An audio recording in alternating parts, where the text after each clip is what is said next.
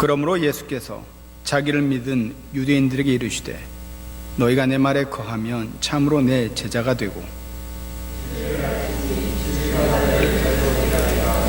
그들이 대답하되 우리가 아브라함의 자손이라 남의 종이 된 적이 없거늘 어찌하여 우리가 자유롭게 되리라 하느냐.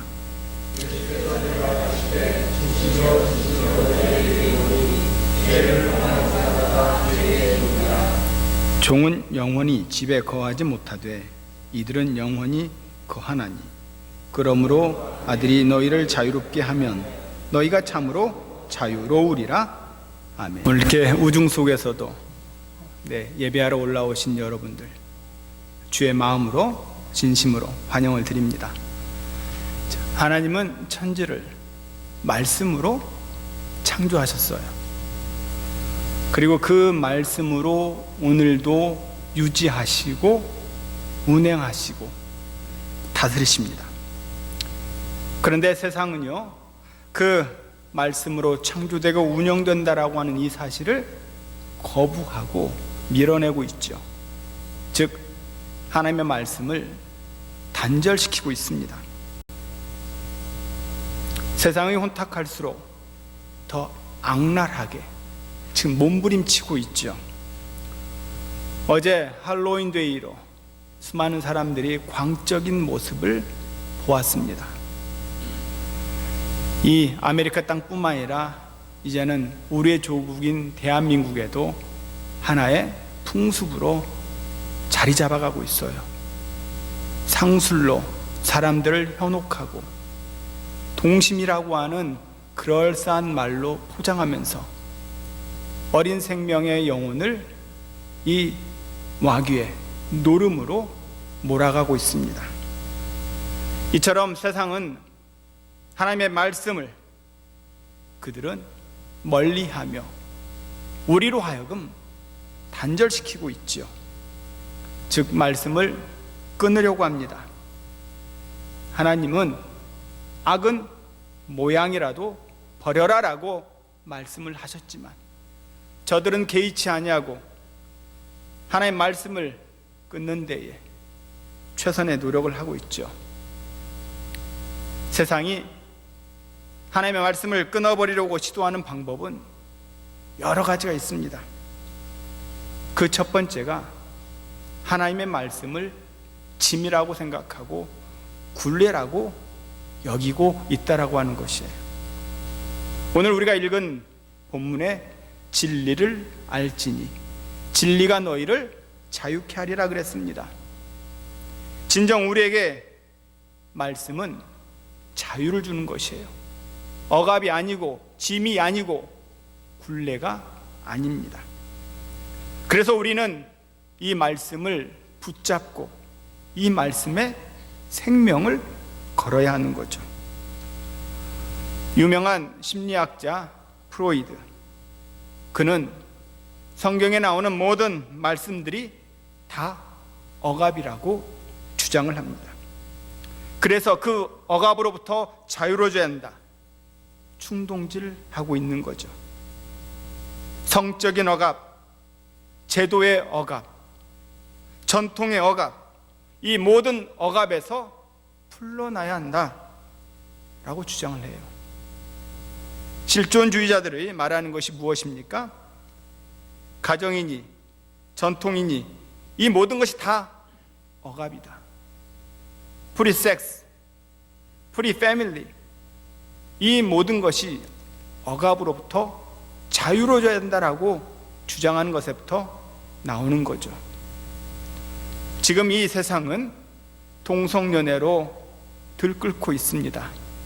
한편에서는 인간의 존엄을 중요시 여겨야 된다. 우리 교회에서는 하나님의 말씀에 절대적으로 위배되는 것이다, 맞서고 있죠. 팽팽합니다. 바로 저들이 주장하는 것은 이러한 억압으로부터 자유로워진다라고 하는 이 포스트 모더니즘을 강조하고 있는 겁니다. 그러나 말씀은 억압이 아니고 복입니다. 우리는 말씀 안에서 보호받고 안전한 길로 갈 수 있어요. 예를 들어 보겠습니다. 저 공중나는 새를 보세요. 새가 하늘을 제한된 범주라고 말하고 있지 않습니다. 만약 새가 하늘을 제한된 범주라고 생각하면 어떻게 되겠어요? 바다에 사는 물고기를 생각해 보세요. 왜 나는 이 물속에만 있어야 하나? 나도 저 바깥 세상 구경하고 싶다.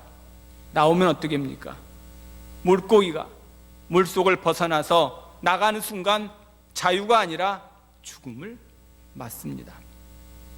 물고기는 물속에 있을 때만 진정한 자유를 누릴 수 있는 거죠. 레일 위를 달리는 기차 어떻습니까? 레일 위를 달리는 기차만이 안전하고 목적지까지 갈 수 있는 것이에요. 레일을 벗어나면 탈선입니다. 기차가 자유로운 것은 레일 위를 달릴 때 가능한 것이에요. 레일 위를 벗어나면 곧 큰 사고와 죽음을 맛보게 되는 겁니다. 비행기는요, 항로를 굴레로 여기지 않습니다. 이 비행기가 아무데로 날아다니면 어떻게 되겠어요? 그 항로를 벗어나면 추락하고 충돌이 일어나게 됩니다. 세상은요, 우리를 속이고 있어요.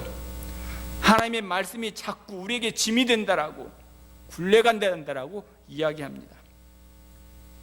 세상 사람들은 그것을 억압 기제라고 이야기하죠. 하나님의 말씀이 살 길이기는커녕 그대로 따랐다가 무너지고 망한다라고 주장을 하죠. 여러분은 진정 자유를 누리고 싶습니까? 정말 복된 사람이 되고 싶습니까? 하나님의 말씀에 그 길을 걸으십시오. 세상에 하나님의 말씀이 짐이라고 부담스럽다라고 속삭일지라도 우리는 과감하게 우리 마음속에서 밀어내야 합니다. 삶으로 살 수 있는 유일한 길은 하나님 말씀 위에서 살 때에 진정한 자유를 만끽하고 일 수 있는 거죠. 하나님의 말씀이 짐이라고 여기게 하는 것은요, 보통 사람에게 찾아오는 세상이 주는 메시지입니다. 그런데 똑똑한 사람, 잘난 사람, 더 배웠다라고 하는 사람들은요, 더 심도 있게 악한 마귀가 주는 메시지가 있습니다. 그것은 하나님의 말씀이 비합리적이라고 하는 공세예요. 이것은 역사가 입증하고 있습니다. 20세기는 하나님의 말씀을 끊기 위한 지성인들의 부흥기라고 말할 수 있습니다. 20세기를 움직였던 3대 지성인을 뽑으라 하면은 진화론을 내세운 찰스 다윈이 있습니다. 그리고 공산주의 창시자인 칼 마르크스가 있고, 그리고 자유신학의 길을 연 율리우스 벨하우젠이 있습니다. 찰스 다윈은 하나님의 창조를 부인했어요. 이 세상이 진화의 자유로운 결과에 의해 지금과 같은 모습을 갖게 됐다라고 주장하고 있습니다. 즉 하나님의 말씀을 끊고자 했던 자예요. 다윗은 결코 생물학자로 머문 것이 아니라 그 사상은요, 사회적 다원주의라고 하는 그런 정치, 사회, 경제까지 파고들었던 것이죠. 다윈주의는 말씀과 배치되는 두 가지 반성경적 사상을 만들어냈습니다. 하나는 무신론이고 다른 하나는 유물론의 허상에 빠지게 했어요. 어떤 의미에서 찰스 다윈의 사상을 정치, 경제학의 영역으로 발전시킨 인물이 바로 공산주의의 창시자인 칼 마르크스입니다. 공산주의는 이 다윈의 사상 두 가지, 무신론과 그리고 유물론의 경제 결정론을 첨부한 자예요.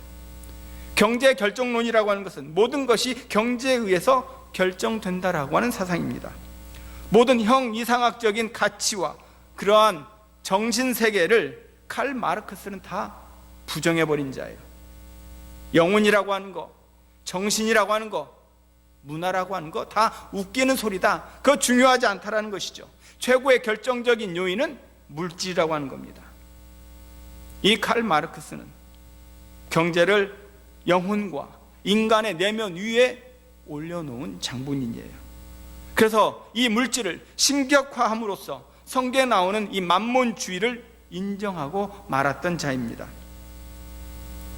칼 마르크스 사상도 결국 이 다윈이즘과 똑같은 그런 뿌리에서 파생이 된 것이에요. 세상의 모든 것에서 하나님의 말씀을 끊어버리자라고 하는 것들입니다.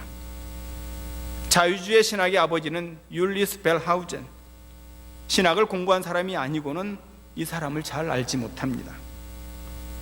이 사람이 자유주의 신학을 만든 자예요. 무엇을 주장했냐? 그는 소위 문서설을 주장했습니다. 문서설의 뼈대를 간추려 보면 창세기, 출애굽기, 레위기, 민수기, 신명기, 이 모세오경은 모세가 쓴 것이 아니라는 것이에요.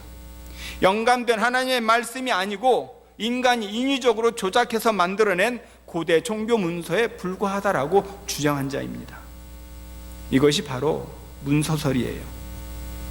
모세오경을 읽다 보면 하나님을 엘로힘이라고 지칭합니다. 이것을 이 문서, 모세오경을 읽다 보면서 여호와가 나오죠. 이것을 제2문서라고 합니다. 제사의 양식과 규례가 나타나는 부분을 제사장 문서, 피문서라고 했어요. 그리고 뭔가 석연치 않으니까 신명기 문서를 디문서라고 이야기했던 자입니다. 모세오경을 난도질해 놓은 장본인이에요. 성경을 하나님의 말씀으로 생활에 대해 권위를 갖는 표준으로 믿고 있던 사람들에게 자 봐라, 성경이 무슨 하나님의 말씀이냐.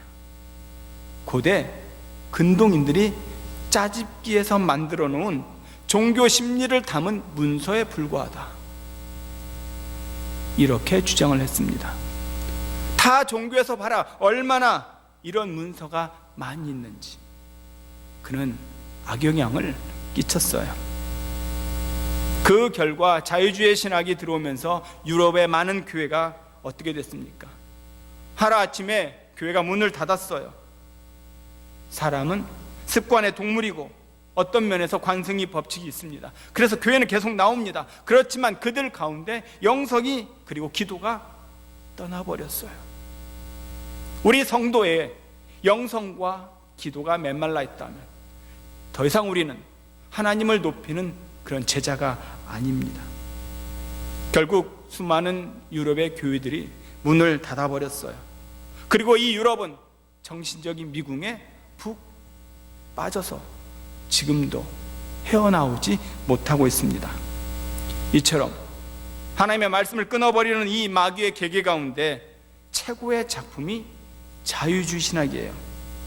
마귀의 최고의 결정판, 바로 이 자유주의입니다. 이 자유주의 신학이 부정하는 것은 기독교의 핵심인 성경의 영감이에요. 자유주의 신학은 성경의 영감을 부정함으로써 그리스도의 신성, 예수님의 동정녀 탄생, 예수님의 십자가의 구속, 이 모든 기독교의 근본을 전체로 부정하고 있습니다.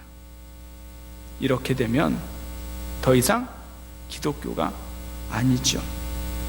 그런데 이들은 교활하게도 자기 자신을 기독교가 아니라고 말하지 않습니다. 자신들을 여전히 그리스도인이라고 말해요. 여전히 사람들 가운데 자기를 기독교인이라고 인정해 주기를 원합니다. 교회도 나가지요.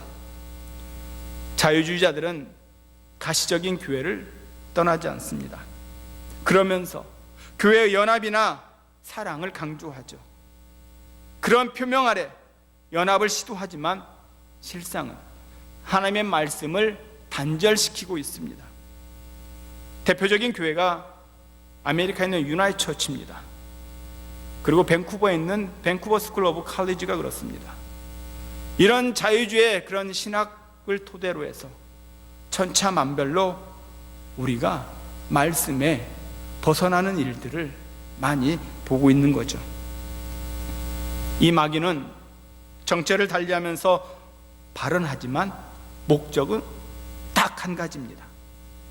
모든 부분에서 하나님의 말씀을 끊자 이거죠. 이 마귀의 시도를 간파할 수 있는 방법이 있습니다. 말씀과 우리를 연결시키고자 하면은 우리는 거기서 정확히 발견할 수 있는 거죠. 마귀가 시도하는 바는 하나님의 말씀을 끊는 겁니다. 교회 안에도 마귀의 역사가 있고 교회 밖에서도 마귀의 역사가 있어요. 세상이 이렇게 시도할 때 그러면 하나님은 무엇하고 계시는가? 마귀가 이렇게 판을 치고 있는데 하나님의 반응은 어떻습니까? 얼마나 궁금해요. 우리는 그 하나님의 반응을 시편 2편 4절에서 찾을 수 있습니다. 우리 다 같이 한번 시편 2편 4절을 보겠습니다.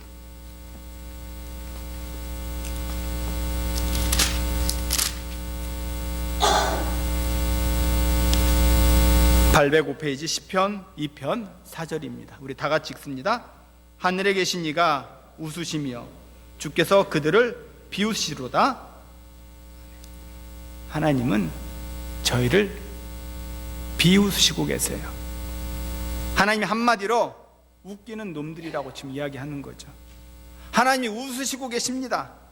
저희들이 나를 공격한다고, 하나님의 말씀을 난도질한다고 그러면 사라질 줄 아느냐?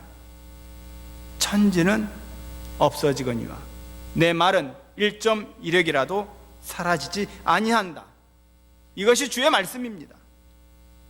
역사를 보면 하나님의 말씀을 제해버리려는 수많은 사건이 있습니다. 마귀의 엄청난 시도였죠. 그 첫 번째가 초대교회에서 있었던 엄청난 박해입니다. 초대교회 당시에 10대 박해 사건이 있었어요. 우리가 보통 네로 황제가 가장 극심한 박해자라고 이야기하는데 네로 황제보다 더 극심한 박해자가 디오클레시안 황제입니다. 이 황제가 284년부터 305년까지 죄위했어요. 이때 엄청난 박해가 있었습니다. 철저하게 예수 그리스도를 믿는 자들의 씨를 말라버리도록 핍박이 가해졌어요. 그때 교회 문이 닫게 했습니다. 성경은 불태웠어요. 모든 기독교 회집을 다 막아버렸습니다. 그래서 이 디오클레시안 황제가 이제 기독교의 이름은 지구상에서 영원히 말살되었다라고 공언을 했죠. 정말 그랬습니까? 디오클레시안 황제를 이어서 즉위한 사람이 누구예요? 바로 콘스탄틴 대제입니다. 이 대제가 313년에 기독교를 공인하고 선포하죠. 그리스도의 이름을 공개적으로 찬양하고 그 이름을 높이도록 선언하신 이가 이 콘스탄틴 대제입니다. 두 번째로 역사적으로 또 하나의 박해는요, 프랑스의 계몽 사상가인 볼테르에서 찾아볼 수 있어요. 이 계몽 사상가인 이 볼테르는요, 성경을 주요 공격의 대상으로 만들었습니다. 이 볼테르가 이제 100년 안에 지구상에 성경을 읽는 사람은 단 한 사람도 없을 것이다 라고 공언했어요. 그러나 지금 프랑스에 가보면 이 볼테르가 살던 그 집이 프랑스 성서공회 본부로 사용되고 있습니다. 이게 얼마나 하나님의 유머스러운 일입니까? 너희들이 나를 웃기니 내가 더 웃겨주겠다라고 하는 것이죠. 성경이 없어진다고 내 집을 성소공회로 삼으겠다라고 하는 주님의 뜻이 있는 거죠. 그리고 중국의 마오쩌둥 1966년 문화 대혁명을 일으키면서 기독교를 비롯해서 모든 종교를 다 말살시켰습니다. 모든 종교의 경전을 다 불태워버렸어요. 그랬는데 지금은 어떻습니까?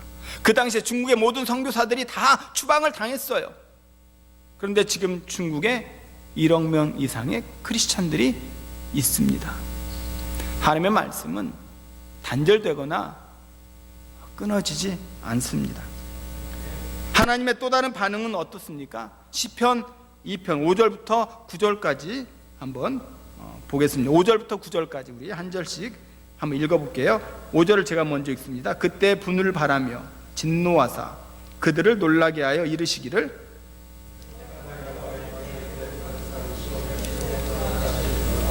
내가 여호와의 명령을 전하노라. 여호와께서 내게 이르시되 너는 내 아들이라. 오늘 내가 너를 낳았도다.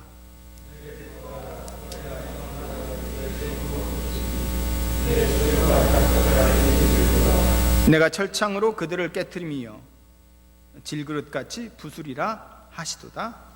아멘. 말씀을 끊으려고 하는 자들에게 하나님이 선전포고를 하죠. 내가 내 아들, 내 왕을 시온에 세울 것이다. 그분이 누구십니까? 로고스이신 예수님을 이 땅에 보내시겠다라고 하는 것이에요. 이 세상의 모든 도전들을 산산조각 부숴버리겠다라고, 그 질그릇 부수듯이 부수겠다라고 말씀하십니다. 고대 사회에서는 왕들이 즉위식할 때 항아리를 세웠어요. 특별히 예굽에서 그런 일을 많이 했다라고 기록하고 있습니다. 여러 항아리를 세워놓고 그 항아리마다 각 나라의 이름을 썼어요. 오늘날로 말하자면 중국, 일본, 베트남, 미얀마. 그래서 즉위식 할 때 철창으로 그 항아리를 깨면서 즉위식을 거행했습니다. 내가 일본을 쳐 부술 것이다, 이런 거죠. 시편 2편은 바로 그 모습을 그림으로 보여주고 있습니다. 예수님이 진정한 왕, 왕 중의 왕, 만유의 주, 그가 철장으로 질그릇 부수듯이 마귀의 모든 괴계를 박살낼 것이다. 요한계시록의 역사의 마지막에 이루어질 이러한 이벤트를 이렇게 묘사하고 있습니다. 우리 계시록 2장 27절 한번 찾아보겠습니다.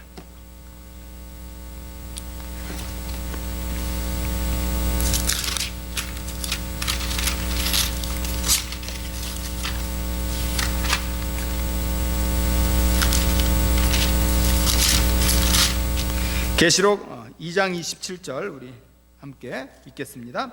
그가 철장을 가지고 그들을 다스려 질그릇 깨트리는 것과 같이 하리라.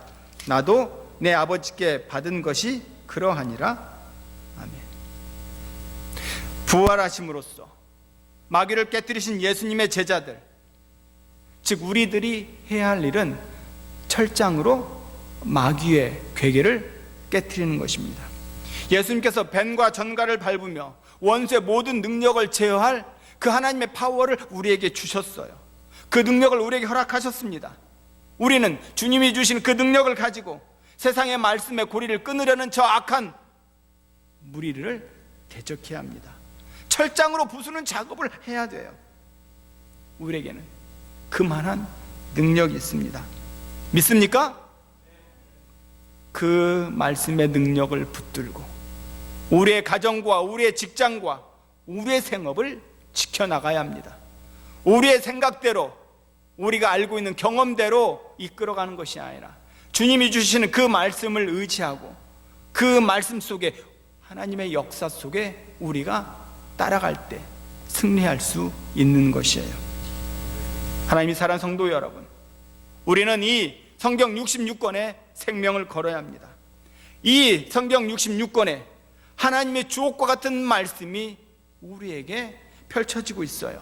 그런데 이 악한 마귀들은 이 성경의 말씀을 자꾸 끊어버리려고 하죠. 우리로부터 멀어지게 합니다.